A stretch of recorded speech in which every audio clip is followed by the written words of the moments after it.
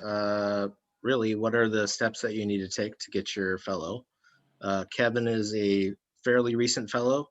I did my fellow at least 7 years ago, maybe a little bit longer. So my knowledge has changed a little bit in terms of what the requirements are as they've shifted a little bit, but we've downloaded as close as we can to the updated recommendations or updated requirements from National, and we're going to walk you through those steps tonight. So let me show you.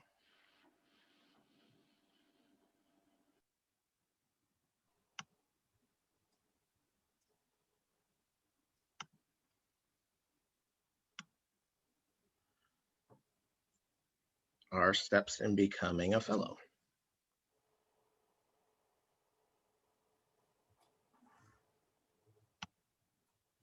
Of course, it's not advancing now, so.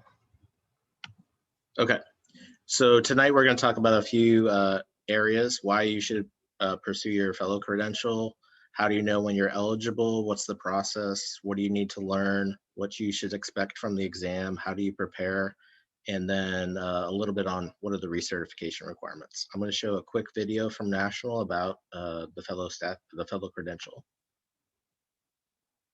Maybe. There we go.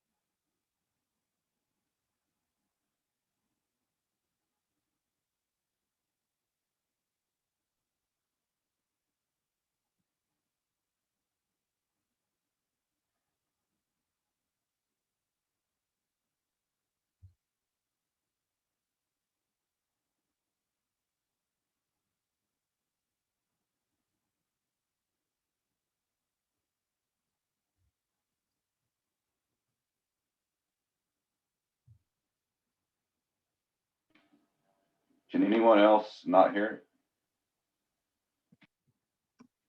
No one can hear the music, the speech? Oh.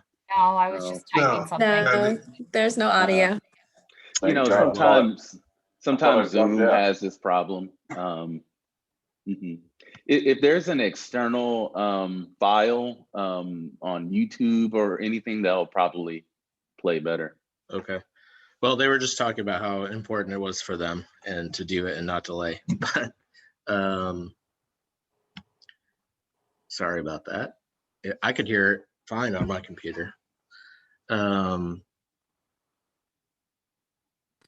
Yeah, so with your credential, you know, you're really recognized across your peers. When I came into healthcare from biotech and pharma, it was one of the first things that I attempted to do and to really establish myself and give myself credibility in the healthcare environment.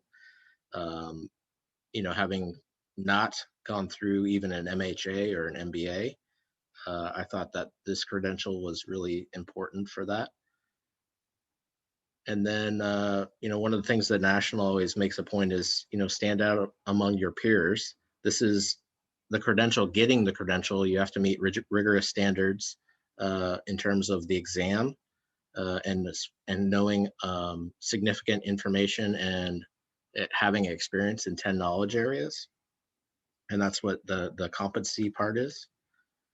And standing out within your healthcare organization. So a lot of us work for hospitals, other healthcare organizations, some of which are very large.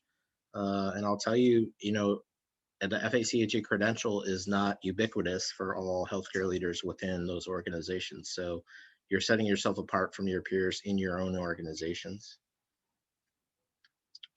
And again, you can be a leader in your hero with this, you can be a leader in your community with this credential as well.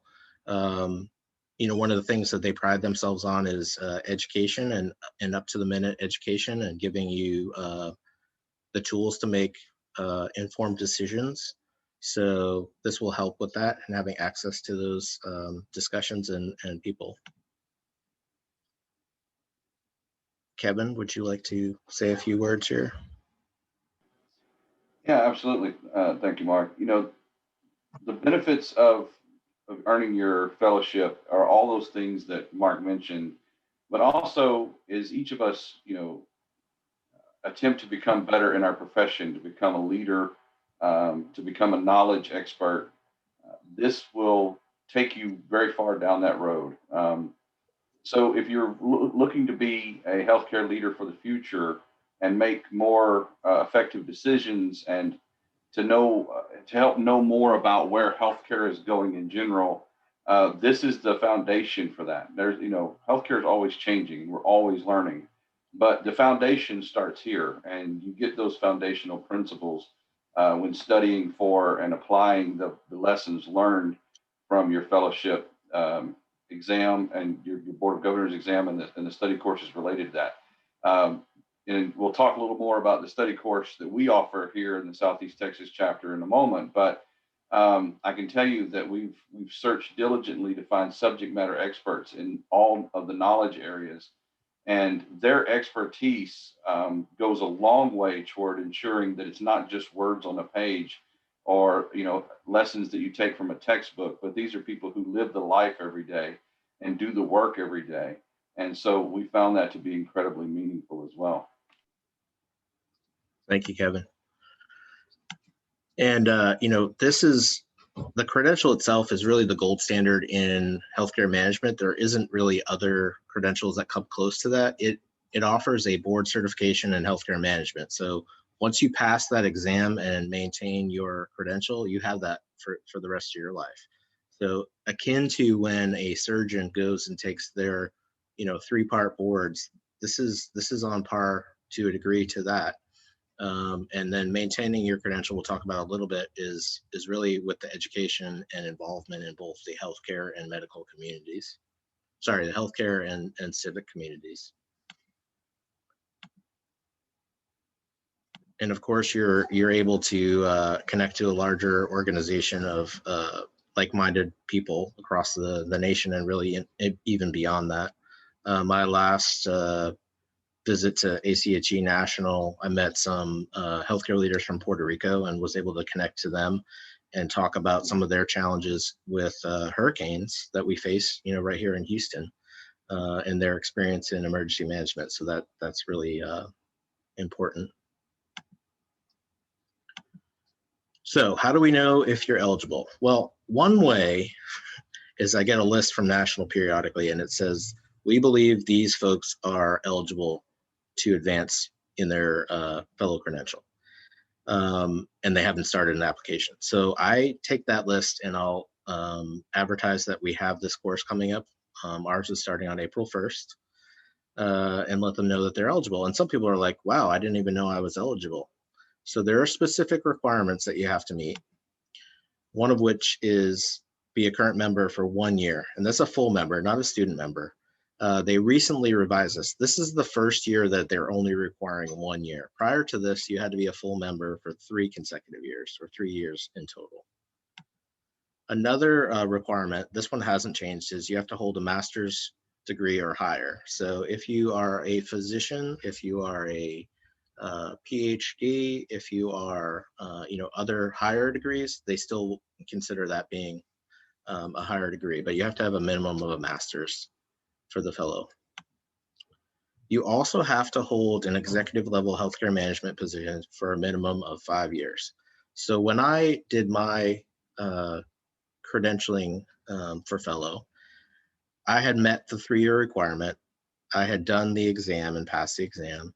I had done the education requirements and fulfilled all the other requirements, but I hadn't finished the 5 years of executive level management. So I basically had to wait to time out on that. So if that's holding you up, you can still go through all the other steps and have yourself positioned to get your fellow. You basically are a fellow elect. If you've received an email if we've received an email from yourself, have you gone in depth and looked and matched up the eligibility, or are you just going solely based on what you've received?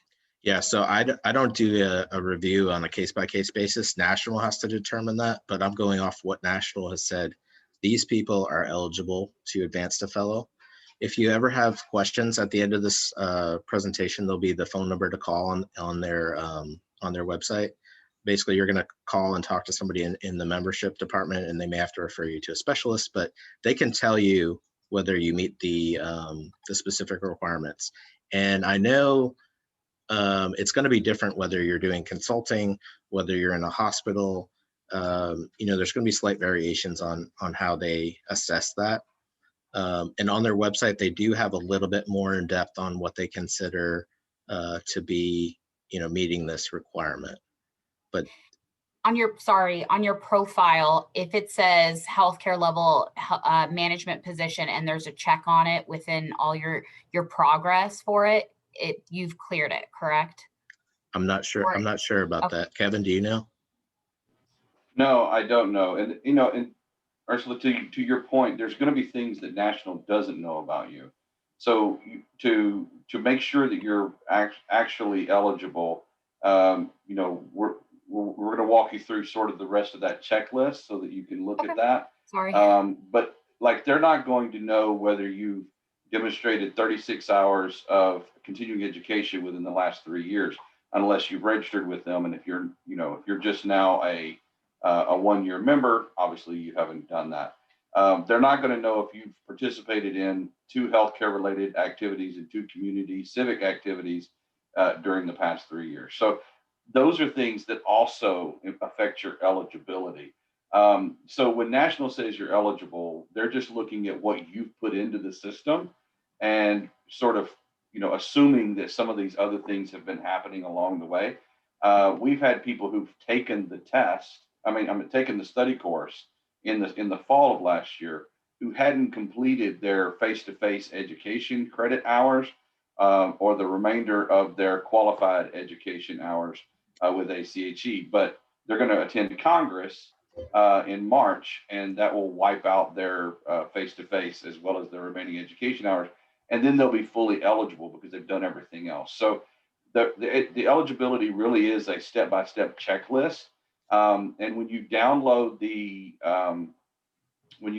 application, it has all of those eligibility requirements on it.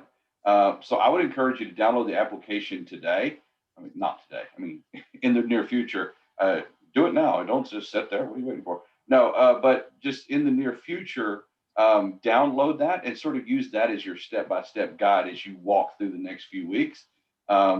Looking about, okay, this is what I need to do, and make yourself a list. That's what I did. Made myself a list of what I felt like I hadn't met, and started focusing on doing those things. I hope that's helpful. Yeah, and I will also add, when I applied, I had to submit a resume, an org chart, and a position description so that they could evaluate my current role for that particular requirement. And they're also going to require a referral from an existing fellow as part of your application. And here's a little bit more on that.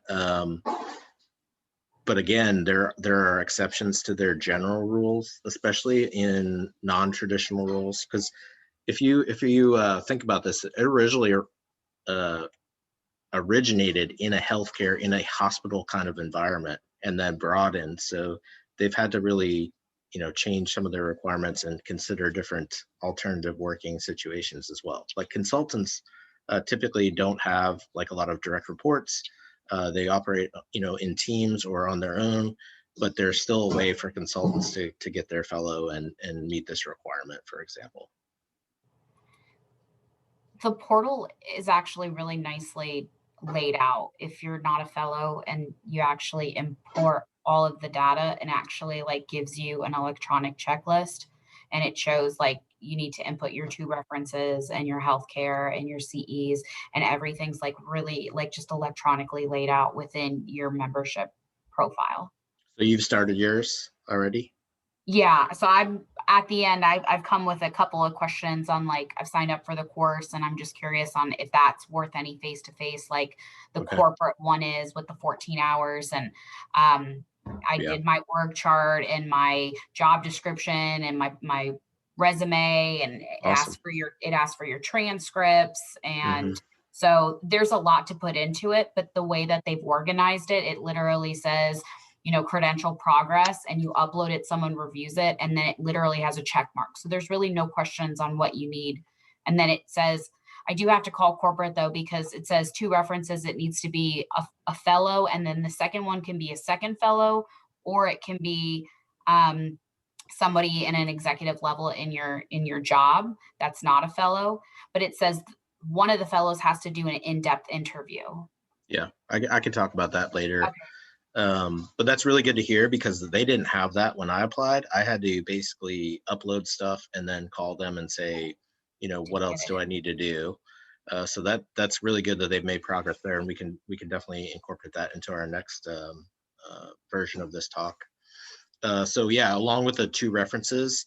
So when I applied, you actually had to have a structured interview and 2 fellow references. And the references aren't like a reference letter per se. It's more of a form. So you're going to enter their name that you're using as a fellow reference, and their email, and I think phone, and maybe some other stuff. And then that person will get a prompt to go in and fill out your reference. And it's really more like a form asking, how do they know you? Or how do they know you? Would they recommend you to be a fellow, and sort of affirming all of those things. The structured interview is really a set of questions that a person asks you, and it's part of getting to know the fellow candidate, but also looking at how well do they know the organization and the setup. And when I do a structured interview, typically I send the questions ahead of time to the person that I'm going to interview and say, look, this is the stuff that they're going to ask you about. Just, if there's anything you're unfamiliar with, either go onto the ACHE website and look it up, ask me ahead of time, or Google it, and you'll find plenty of references or resources for those. So that's not like a crazy cross-examination or anything like that, but it's a friendly conversation, I would call it. And you can, if you have a fellow already and you're in need of another fellow, you can always ask myself or Kevin or and any of the other people in the Southeast Texas chapter to serve in the either structured interviewer role or as another fellow. So just keep that in mind.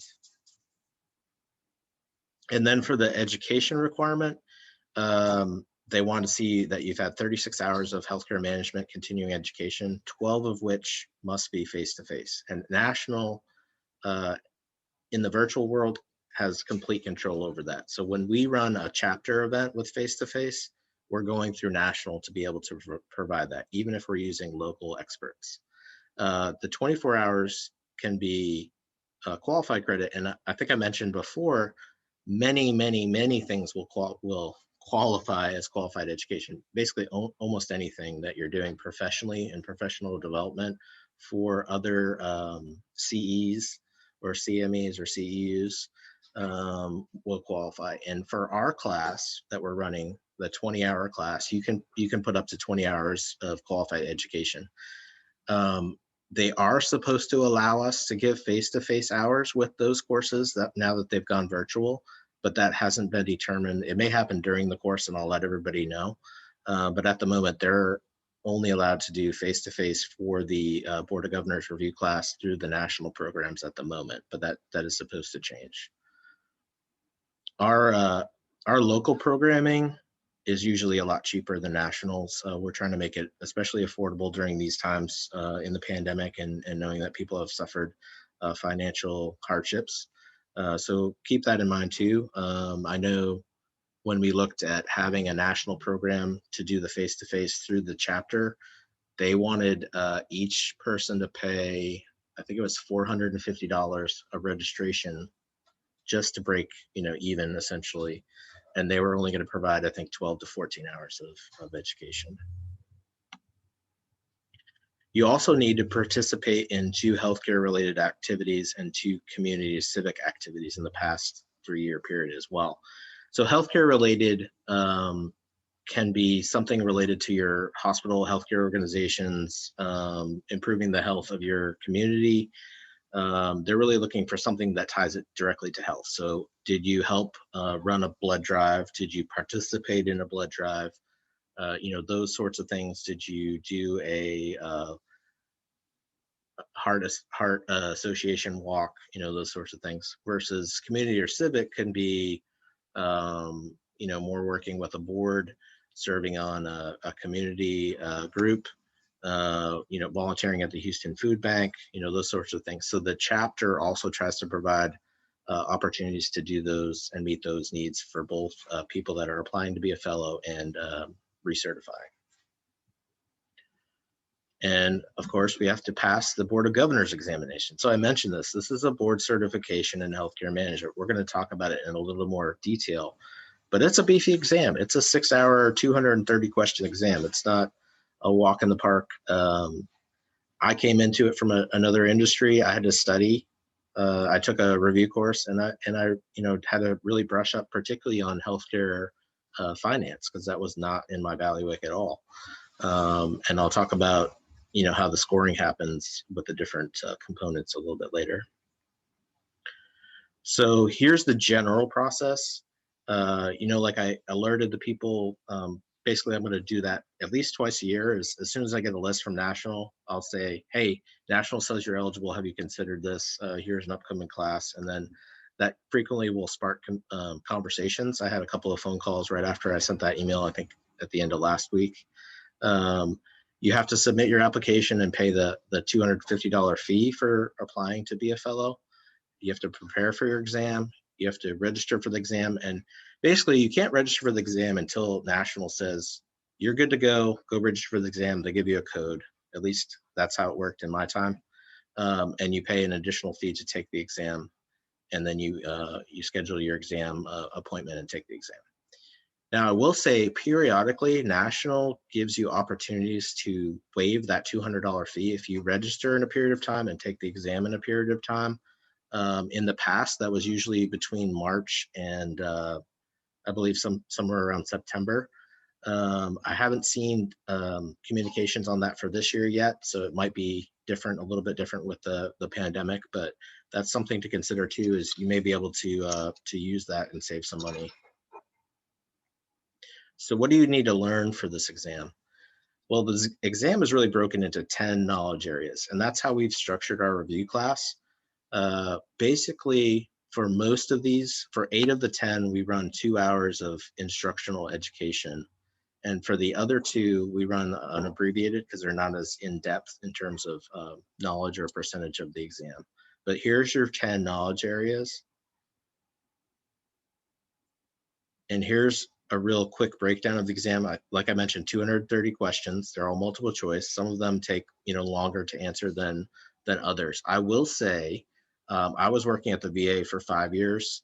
I took a couple of practice exams, and in the beginning I was frustrated because I thought the right answer is how my organization would deal with whatever the topic was. And you really have to change the frame of mind of taking the exam from the aspect of a community hospital CEO, not necessarily what your organization does, but from a community hospital CEO, what they should do in those situations. Sometimes there's really multiple answers that could be correct. So you really have to eliminate the ones that are incorrect and then find the best answer. You are able to mark questions and then come back to them if you're unsure or you want to re-review it before you hit submit. I know some people kind of hem and haw over it. So, like they say, go with your gut instinct unless something changes your mind on a particular exam question. And you have 6 hours to complete it. If you complete it sooner, you're able to submit that and get scored and go from there. But you have up to 6 full hours to complete the exam. Here's your knowledge areas and the number of questions for each one and the percentage of the exam. So you can see that they only score 200 questions. 30 of the questions in the exam are going to be questions that they're testing out to see how people answer them, to be included in future exams or not included if they're not good questions.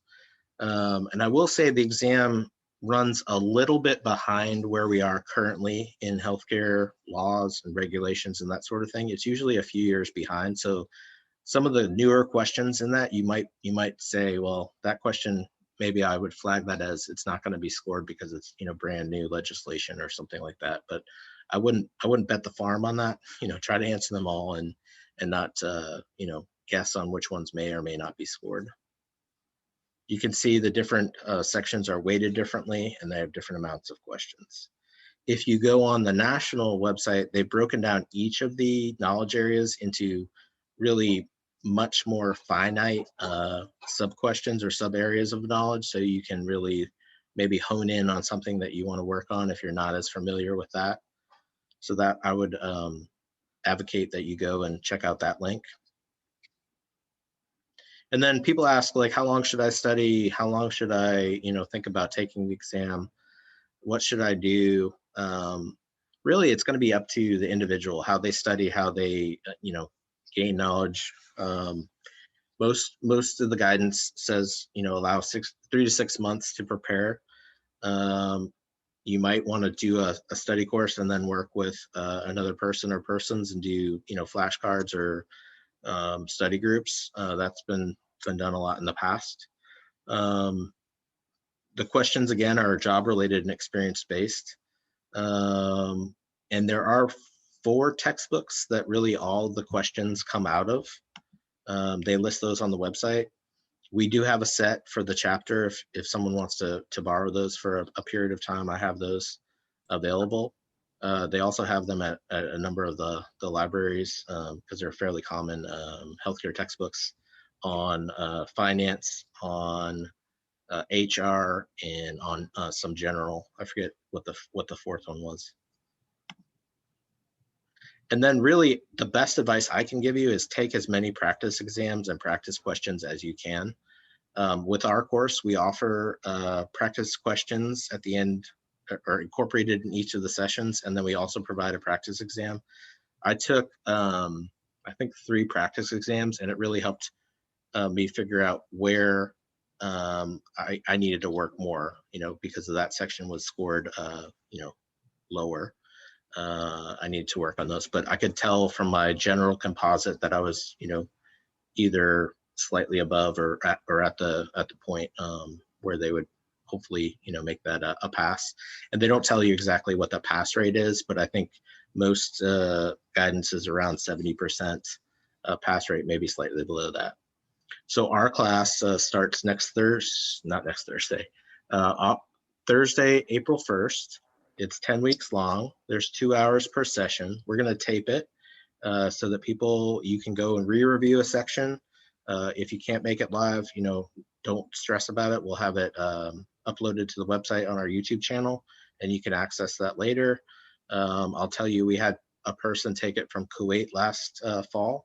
We had people across 9 states, you know, 5 time zones. It was pretty amazing to see the first time that we offered this virtual class. We had 81 people in that class. We've already heard back from, I think, about 10 people that they've passed the exam. They've taken and passed the exam. So that's encouraging that, you know, the class is helpful, and we've asked for, you know, some structured feedback, how to improve it. Kevin can talk a little bit about that. But really getting into the frame of mind of how they're asking the questions and how to eliminate the answers that are more specific to an organization rather than general, I think is really important. And that's the best advice I can give you is do as many practice exams as you can get your hands on, especially after you've prepared and reviewed these 10 areas. So once you get your code, you go and you schedule your exam. You pay your exam fee, or you submit a waiver if that's available, and you take the exam. And the good thing in terms of stress level is you get a score right away. And I'll say right away, it maybe take a minute or 2 to, you know, score the thing, so you're kind of anxious, right? But then a screen will pop up and it will tell you out of each area how you scored in the area. It doesn't tell you your composite again. So the most frustrating part for me was waiting for the scores to come up, but then also having to scroll all the way to the bottom to see that I passed, because I did, you know, under where I thought I should in 2 areas. So I had to wait for all the way to the bottom and say, oh, you've passed. And, it's a big sigh of relief, but you do get immediate scoring. You don't have to wait, 6 weeks for your scores to come in or 3 months. So that's helpful. So if you pass, let us know. The chapter will recognize new fellows as soon as we can, usually quarterly at our breakfast. We're going to try to incorporate fellow pinning at our breakfasts once we get back to in person, and then in our annual banquet ceremony, which is being planned now for December. You also get to walk and do a convocation. It's essentially awarding you get your name called just like you would get your diploma at ACHE Congress National each year, usually the day before Congress starts. So it's a big deal. They have all the regents there, all the board of governors there, really impressive.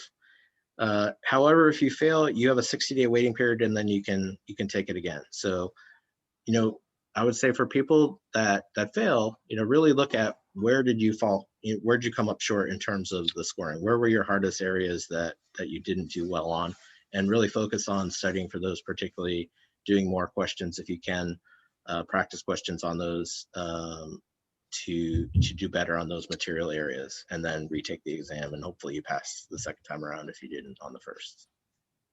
What fees are associated with a second attempt? It's Price? It's $200. I don't think they waive the fee the second time around. Yeah. And then once you do get certified as a fellow, it's valid for 3 years. And then every 3 years, you submit a recertification documents. And that really primarily is really 2 things. That's your completion of your 36 hours, of which, again, 12 has to be face-to-face credits. And then the balance is qualified.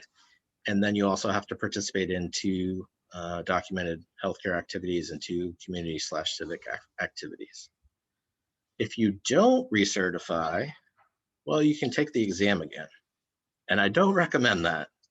Again, because the material is changed, and it's not a piece of cake walk in the park exam unless you're just a crack exam taker.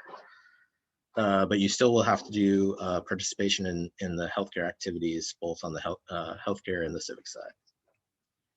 So here's a couple of resources on the national level. And again, Kevin and I are here to answer any questions, and we can point you to new fellows that just took the exam in the past few months, as well as people that have,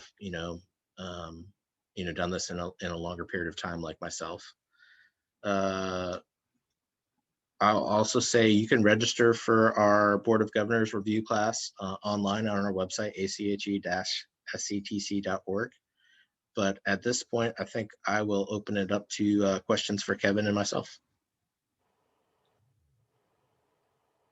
I didn't hear you mention it, and I apologize if you did.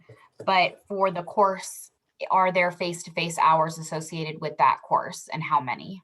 Yeah, so my short answer is not at the moment. So National is supposed to allow the chapters to give face-to-face credits for our own Board of Governors exam review classes, but they don't at the moment. So right now they're all qualified. It's supposed to change. It's supposed to change this year. But if it does change, I can let you know during the course. I'll let everybody know.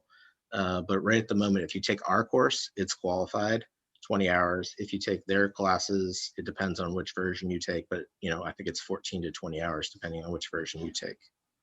So I'm sorry, if you go through the process and if it is allowed, which you'll know at a later date. Yeah. And you'll know at a later date for this current upcoming one, or is this upcoming one out of consideration? I think they'll tell us, at whatever point that it's approved, and we can let you know what the status is. I don't know if they'll say, we're going to allow it, say, in May, and you've taken the first, 4 classes of ours, and we can submit and give you, credit for that. So I would wait until the end of the class before you go and enter your hours, just to make sure if there is an option to get face-to-face credit for our class, that you do that. Yeah. So I'll let the class know through Kevin and other people. Yeah, it's just the Congress is upcoming in just a couple of weeks here in Chicago. Yes, And if you need face-to-face credits, if you're short, we're offering our 2-day conference in the fall. So October 28th and 29th, you can get 12 credits. Typically in person, that was, I think, $450, and Congress is typically $1,449 to register. This year it's different because it's virtual. The first time they're virtual. Right now, the big question is, how are they going to do that? Because typically when you register for Congress, you pick all your sessions, and you can't do that right now. I registered a few weeks ago. There's been no communications on when that's going to happen. They extended the early bird registration through March 12th. We're talking about, 3 weeks away, and we still can't register for the sessions. Typically, you can register for sessions all the way back in October for the upcoming Congress in March. So it's going to be interesting to see how they do that. okay, so in We'll also, October, we'll also have some sessions in between. Last year, they finally allowed us to do face-to-face credits starting September 1, and we offered 6 in groups of 1.5 over those 4 months. Basically, one month, each month we had a different speaker that did 1.5 credits. Then we also did a mini conference in December 2nd and 3rd where we offered an additional 9. So we're going to look at those opportunities too coming into the summer. So people that are in need of face-to-face credits or less than 12 can get them for an affordable rate. So last year we did each 1.5 credits was only $25. okay. Good questions. Mark, could you stop sharing your screen so that we can see everybody? Absolutely. Hey, there y'all are. What other questions? I know you guys have other questions. So I'm new to this process. I'm not quite at that Board of Governors exam level. Recent graduate, and just been a full member for a few months now. So I am on the low level of employment and healthcare management, and I'm trying to find the best trajectory, to gain some executive level healthcare management experience. Do you all have any advice there? So I took a very non-traditional path. I tell my student groups and my mentees that in healthcare, it was very different than biotech and pharma, getting a job and finding the right path. All of my jobs in healthcare, every single one has come out of a networking conversation as opposed to submitting a resume to a job opportunity listed on a website. Every single one, which I'm still shocked to this day. A couple of those, I had a job offer in hand, non-official from HR, but a job offer before I even applied to the job. So the other thing that I found out from, some of these healthcare organizations is the jobs that are posted are already slotted for an internal candidate, or they've already been filled, but they still have to meet federal hiring requirements. So I would say leverage groups like ACHE, particularly this chapter group, and network the heck out of it. Every opportunity that you can. We're going to be offering a lot more virtual networking opportunities the first half of this year, starting next Thursday morning at 6:30 a.m. prior to our breakfast, for networking opportunities until we get back to in person when you can really meet people, shake their hand, or maybe we'll be fist bumping only or elbowing. One day. Yeah, one day. And I think really that's going to happen starting in the fall. Based on the vaccine trajectories and some of those other projections at this point. But I don't know if Kevin, do you have some other advice, or Kavitha? Anyone? No, I don't have any other advice, Mark. You answered the question exactly appropriately, but if I don't say something, it'll seem like I'm just here to look beautiful, and I don't want to get anybody that impression. So I will say that Mark's right. The old saying is true. It's not what you know, it's who you know. And so the more that you can network, and, for people like myself, I'm an extreme introvert. So networking isn't my strong suit, but you have to break out of that shell and you have to get to know people, improve yourself. So, joining a committee with ACHE, the Southeast Texas chapter, getting on one of these committees, improving your work ethic. When people see who you are, they see that you're a good person, they see that you'll work, you'll volunteer, you'll go above and beyond, you'll take that step forward.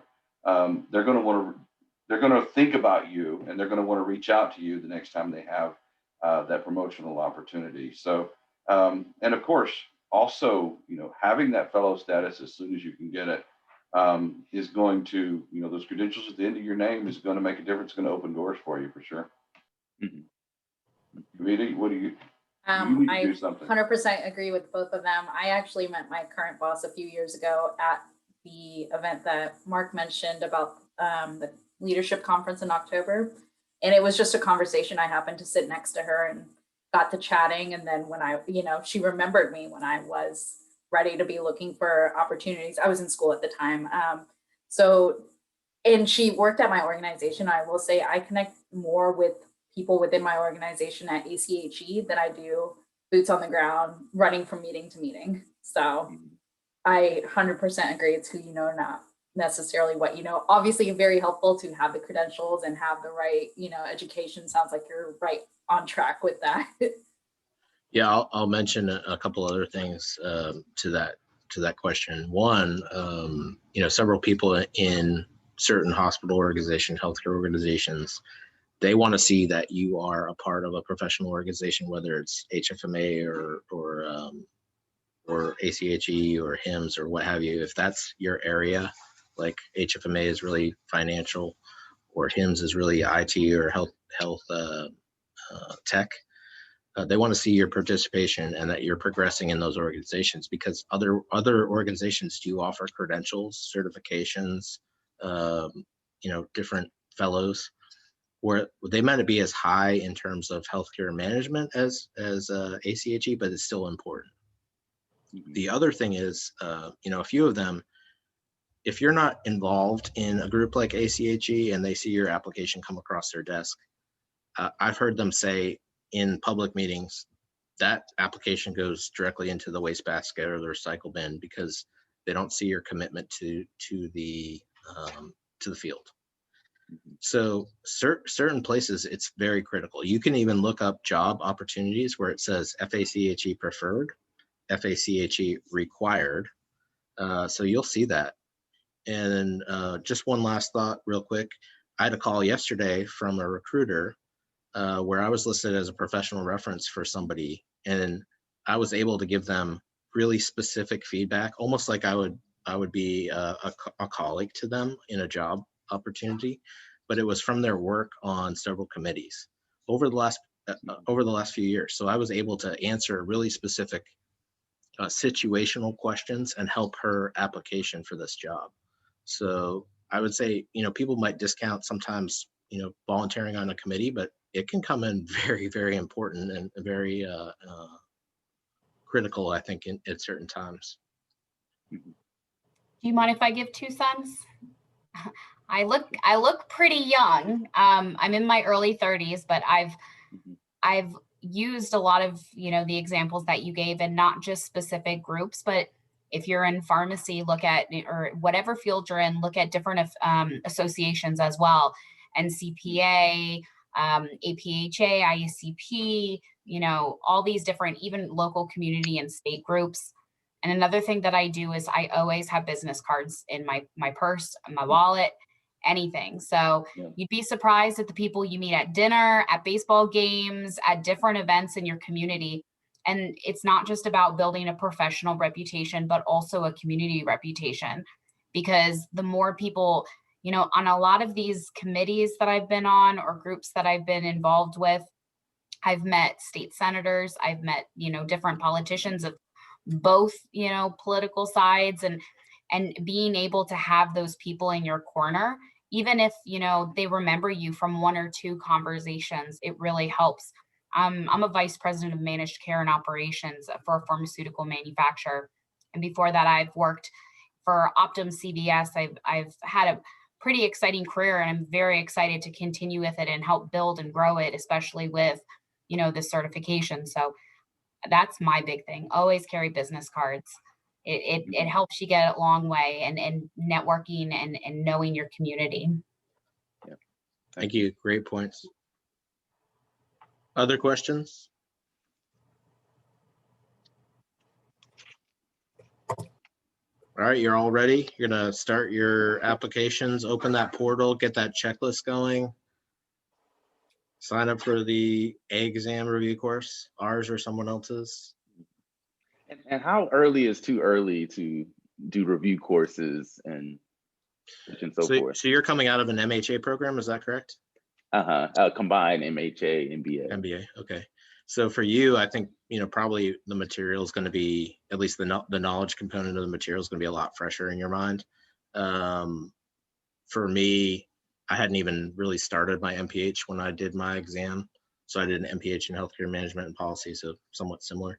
But I don't think it's ever too early to start, especially since they let you complete the requirements in timeout once you're deemed minimally eligible. So I wanted to get the credential the earliest that I could get it. So I could say, look, I have this, I'm new to the field, but I'm dedicated.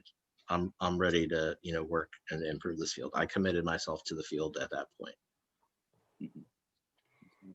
Have you found anybody having issues with the type of masters that they have? Because, you know, typical MPH, MHA, I have an MHI. I have a master's in healthcare innovation, which is coming up, and there's not a lot of people, or, you know, in this current grouping that have an MHI. I never can find it in any of the membership or affiliation drop downs.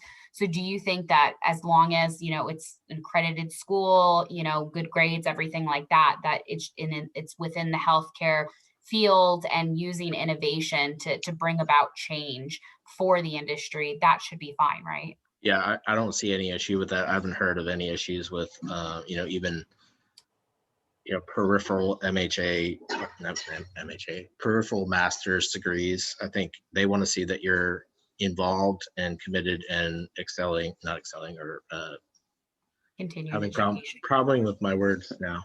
Yes, that you're continuing in the field. So it's less about what the exact degree is and more about what you've done and what you're doing, I think. Sounds good. Yeah. I did have a follow-up question.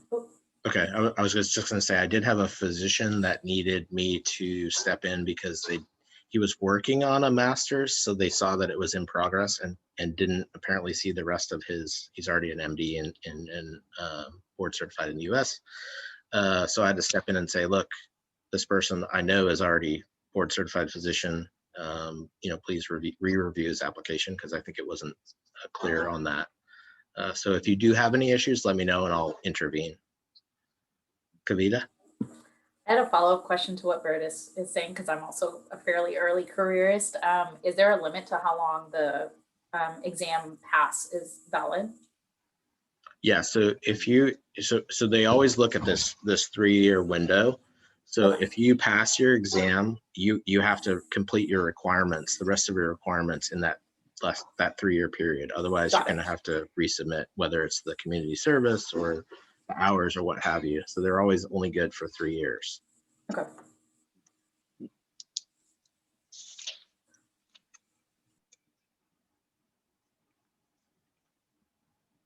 The rest of you all quiet.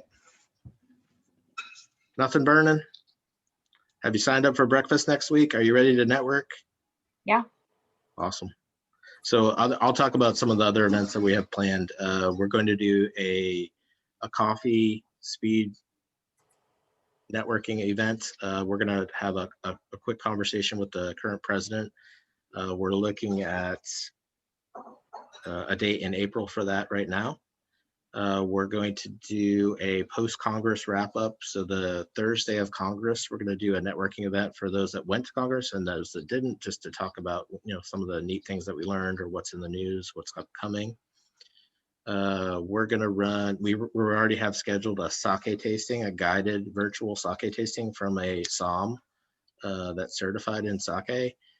We did a event with wine in December, and it was a lot of fun. So we have a whole new committee that's grown out of that group that's really focusing on networking, unstructured, fun events to really learn about each other and get to know each other. They've also planned an ice cream social. I think the date will probably be in July, so you can bring your family. It'll be outside.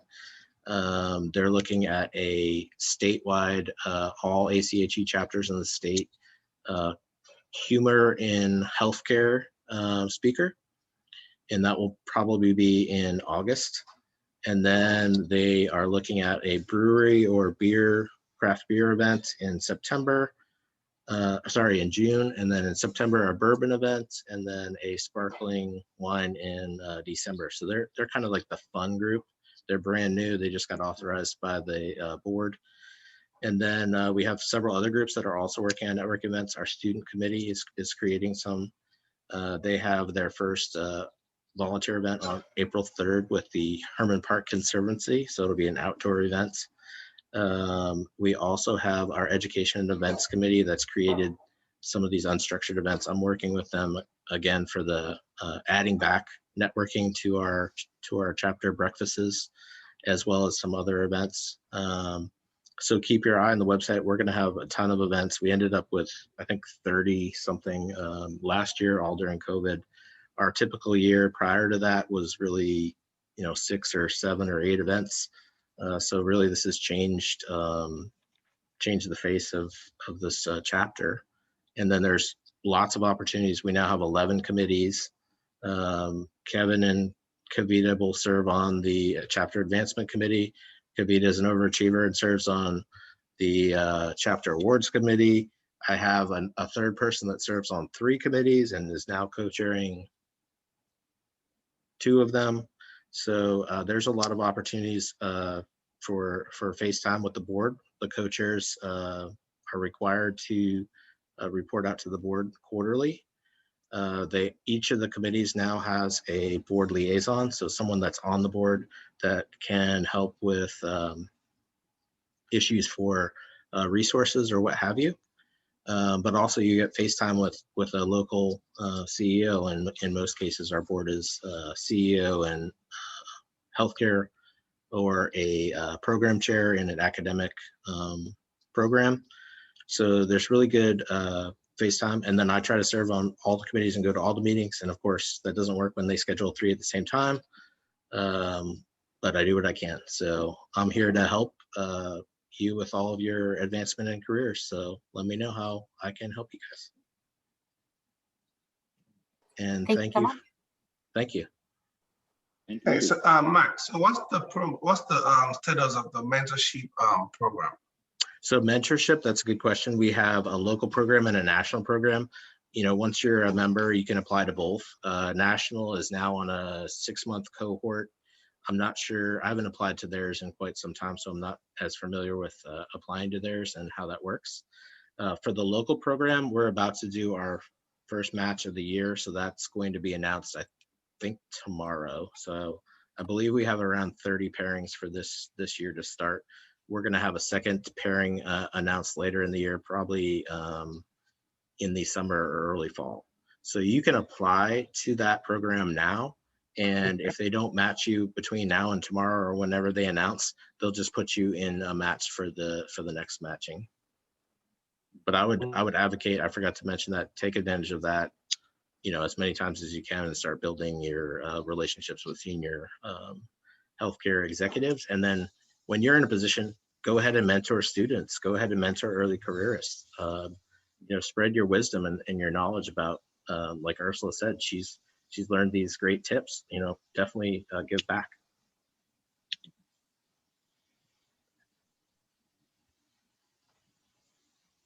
All right.